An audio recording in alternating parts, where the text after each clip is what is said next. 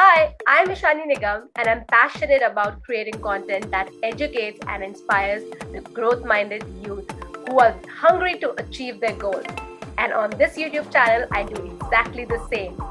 I share video podcasts of my first step ever. You can follow this podcast on Spotify, Google, or Apple if you love listening to podcasts, or else you can subscribe this channel where you can see the entire podcast.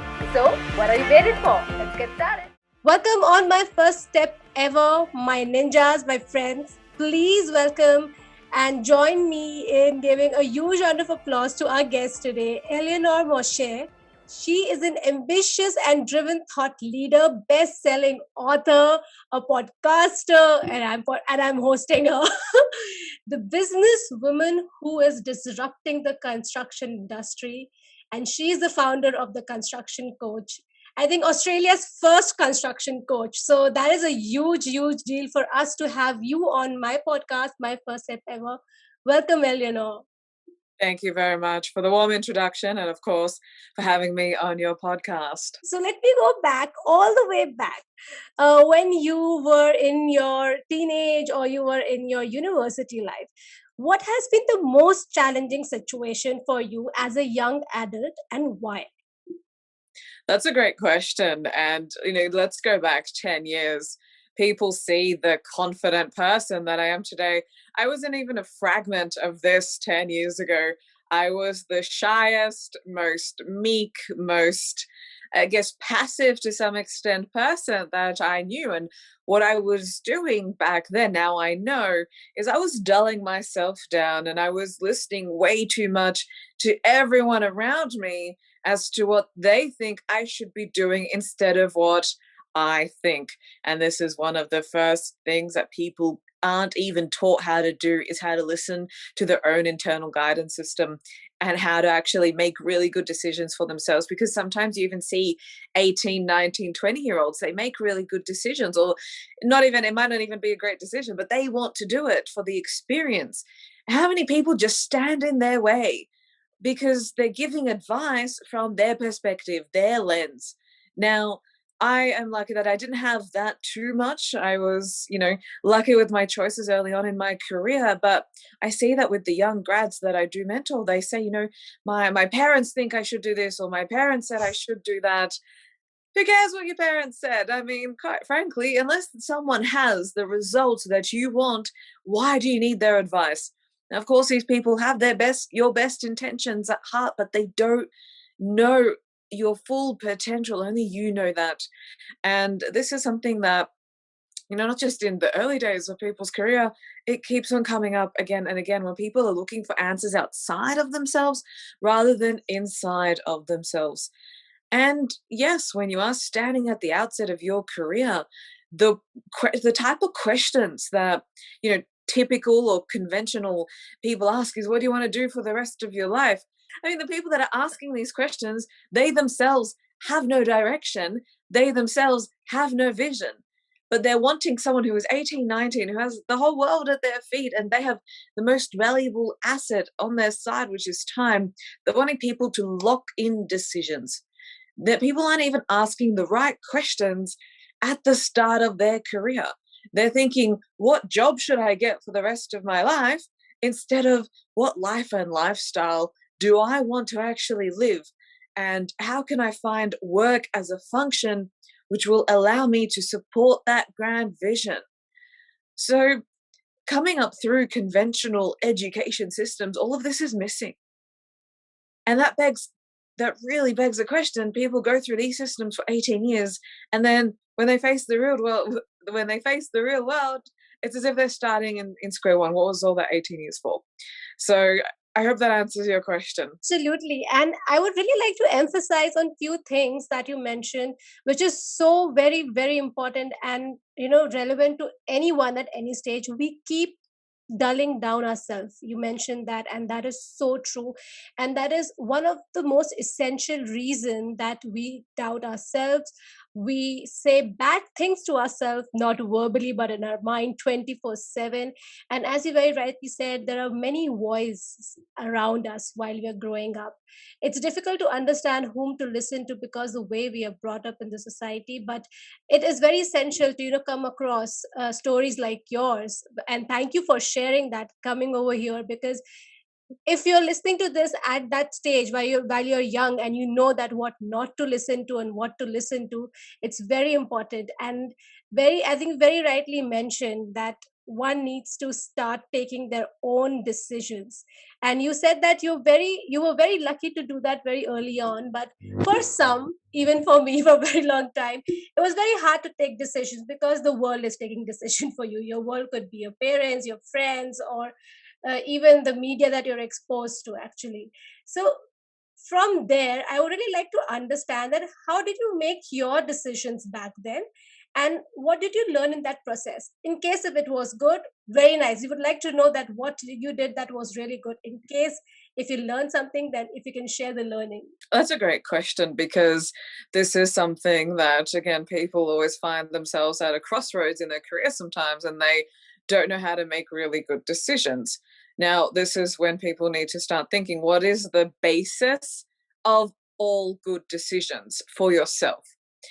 And it's not the media, it's not your parents, it's not societal conditioning, it's not culture, it's not a poll, it's none of these things. The basis for all decision making is to know thyself. Now, for majority of my 20s, I lost myself, meaning I dulled my, as you correctly said, I dulled myself down completely, because for me to be all of who I am, other people found that intimidating, and I made that my problem. When I made the other people's problems that I didn't start my own, I was diminishing myself. I was suffocating my soul. I was going against my natural DNA. And I got to a point in my career and I felt completely lost. I felt completely diminished. I had lost not 100% of the power in me, but 90%, right? And it was when I went through my own mentoring journey that I found myself again, and I really got to know myself. When I really got to know myself on the macro and micro, and I became all of who I am and the person that people see today, I can make really good decisions for myself like that, because I know my values, I know my mission, I know my vision, I know what I want my life to look like, I know what's important to me. I don't actually sit there in speculation unless it's something which I have, no knowledge about, then I will then seek expert advice. But on the whole, if I'm making career decisions for myself, I now know myself and I can move with ease and with confidence. But in my, say, mid 20s, every time I had to make a decision, I would ask just about anyone. That's it. That's the key word. It is validation. And what people are actually seeking when they're asking everyone else is this going to be the right decision? Now, when we look at decision making, the actual decision itself is not that important. What happens afterwards, that's what matters. So, for example, let's say someone wanted to get married. They could spend a year with someone and then they say, all right, let's get married. The marriage part happens what? You plan and then you get married, it's a day. What happens after the wedding to make that marriage work, that's what counts, right? So people are placing more emphasis on the decision rather than what happens after the decision. So let's say people were making a decision, should I work for A company or B company? Well, if you chose A, you stick with A because you'll never really know what your career would have been like if you worked with B. But then you need to go to that company A and build your personal brand, learn the high income skills. It matters what you do in company A instead of thinking, if I had gone with B, that would have been the right decision. Now, of course, in order to make that decision, again, like I said, that basis is knowing yourself. And then you do come to a point where there is no more information available to make a decision. It comes down to that intuition and to listen to that feeling within you that says, you know what, this is right for me. And I'm going to roll the dice and I'm going to take the risk on that. Wow, this is so beautiful. I think you have shared so much great content, and I would really like to, discuss with you a few of them. But I would like to pick discussions that I would like to, have over here right now. One thing I would really like to highlight, I think what you mentioned, which we often overlook, because most of the time we are thinking that if people are introvert, they do not want to come in front of people and speak. And most of the life, in during the teenage students and young adults, they shy away because they just don't want to be out in the open. But then there are other people who are extrovert. I think what you were trying to say, when you're out there, when you're showing yourself, people start getting intimidated by you, and maybe that sort of, you don't want to start kind of stand out because people don't accept you. I mean, that is one of the situation as well. I'm not sure if this is what you said, but this is what I feel as well. Because when you stand out and people don't really like you, then at that point in time, again, about validation, just so that you are liked and people really like what you're saying, you turn to be what you are not. So I think it goes both the ways. So your basic understanding that you mentioned for decision making is to understand yourself and value, and that was amazing, amazing, Eleanor. So going forward, I would also like to ask you that n- you just mentioned that in the past 10 years something has changed in your life. You were a very different person and now you're a very different person, and I can just see that the kind of learning that you had, the confidence that you had, is such a beautiful speaker. Moving on, what I wanted to really ask you, that what was that moment that changed your life, if it was a moment, and how did you take your first step towards your new life? When you look back, it's easy to connect the dots and see where it all, where it all fits in. There were a few pivotal moments, but there's one that typically comes to mind, and it was a very grey Melbourne day, as bland and still as a Melbourne day actually gets. And I was on site and I was working on a project which literally was crushing my soul. Nothing on that project or that experience suited my person, 0%. And there comes a time when you have a big picture vision, and that was one of the things, that was actually one of the pivotal moments in the first instance, was I conceived my own vision, and I found that my vision had nothing to do with where I was. So I felt this in a conflict, in a discourse, in a juxtaposition happening. And that's what led me to that morning. And I was looking out the window. I was standing in a site shed, and I don't know if you've been in a site shed, but they've actually got bars on the window. And I was looking at, and it felt like a mental prison. And I thought, this can't be it. I couldn't actually project out that day of working in a corporate career with inadequate management and things that didn't bring me fulfillment at the cost of my own vision. It didn't make sense anymore, because I have a very, very strong vision. And I said, you know what, I don't know. And I said that morning, I don't have a clue how I'm going to make my vision come into fruition, but I'm going to do everything that I can to move in that direction. I wasn't going to give up on my vision based on my current circumstances. And I realized up until that moment, I gave away agency over my career to other people. And prior to me having that moment of realization, I was on a call to my then mentor. And I was trying to explain that inner conflict of, I'm really drawn to the speaking and mentoring world. I didn't know how to articulate it. And I couldn't tell him that I was dissatisfied with a corporate career. I couldn't articulate it. And my then mentor, just shut me down, discounted me, because what I was seeking was for him to tell me what to do. And I thought, and that's what led me to realize, this can't be it. What, I'm going to give up my power over my career to someone else? I'm not in the driver's seat. I'm not going where I want. I'm not fulfilled. Why am I doing this? It was that morning where everything felt like a house of cards came crashing down. And that was that morning that I said, I'm in the driver's seat of my career. I've set the destination. And then by having enough belief in me and in that vision, it brings around the right people and the right opportunities in order to get you to the next level. And until the end of time, I will be grateful that I met my mentor and my confidant, Ron Malhotra, who showed me that you don't only have two models in order to build a career. You don't have to become a typical entrepreneur. You don't have to become a traditional employee, you can become a thought leader.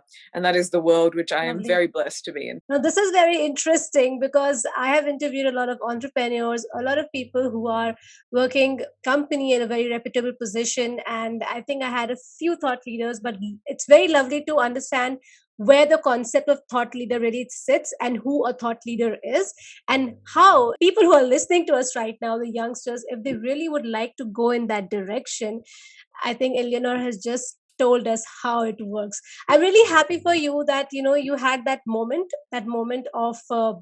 I think it's a very brave situation if you're able to come out of it in that way, because it pressurizes you to the extent that you can either break or you can only bounce back. And it's great to see that you bounce back, how you bounced back, and you realize the right things, that you need to be the driver of your own desires. That is very, very important, actually.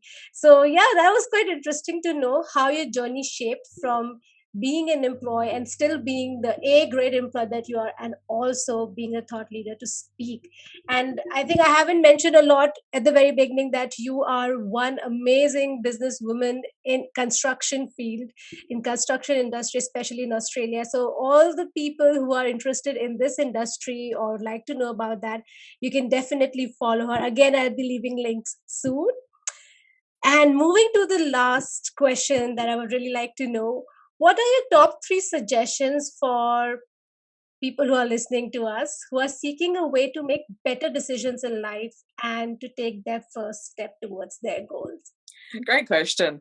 And just because what I will say may sound simple, it's also simple not to do it.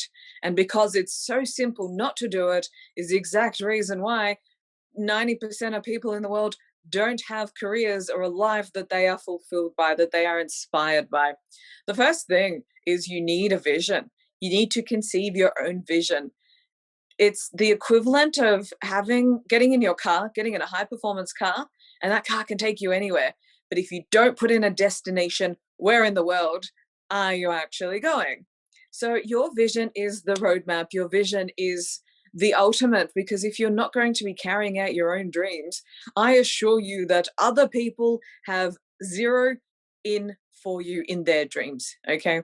It's very rare when you do find someone who does have, a cohesive parallel vision, and they'll take you, and they might take you with them, but even still, it's not 100%. And what about your dreams? So having that strong, compelling vision with a burning desire for it, like you really have to want it, that is the number one thing that changed the game for me. Number two is to, you talk about taking action. Action is great, but action has two prerequisites. Action has to be immediate. There's no point doing something in 12 months' time. If you do something in 12 months' time, well, you've just lost 12 months, plus the compounding effect of not taking action. And it has to be massive, because if it is not massive, then you are still in your comfort zone and you're still playing in the same arena as you were before. So yes, taking action is great, but it has to be immediate and it has to be massive. So make sure that you know your vision, and then you take immediate and massive action towards it. And the third one is find a mentor. There is so much that we know that we don't know, and that's great because you can at least start finding out. But there's a bigger circle of stuff that we don't even know that we don't even know.